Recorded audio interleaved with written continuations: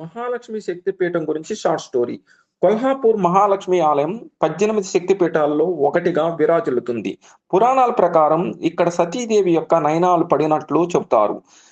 ఈ క్షేత్రాన్ని దక్షిణ కాశీ అని కూడా పిలుస్తారు. కాశీ విశ్వనాథుని దర్శించుకున్నంత ఫలితం ఇక్కడ అమ్మవారిని దర్శించుకోవడం వల్ల కలుగుతుందని అగస్త్య మహాముని శివుడే స్వయంగా చెప్పినట్లు పురాణ గాథ. ఈ ఆలయానికి కొన్ని వేల సంవత్సరాల చరిత్ర ఉంది. దీన్ని మౌర్యులు, చాళుక్యులు, రాష్ట్రకూటులు మరియు యాదవులు వంటి రాజులు పరిపాలించారు. ఆలయం మొత్తం నల్లరాతి శిలలతో నిర్మించబడి అద్భుతమైన శిల్పకళా వైభవంతో అలరారుతుంది. గర్భాలయంలోని అమ్మవారు విగ్రహం చతుర్భుజాలతో ఉంటుంది. ఒక చేతిలో ఖడ్గం, మరో చేతిలో కలశం, ఇంకో చేతిలో పుష్పం మరియు పాత్రను ధరించి కిరీటిధారిణిగా దర్శనమిస్తుంది. ఏటా 2 సార్లు సూర్యకిరణాలు నేరుగా గర్భాలయంలోని అమ్మవారి పాదాలను తాకుతాయి. ఈ దృశ్యం భక్తులకు అత్యంత పరమ పవిత్రమైనది.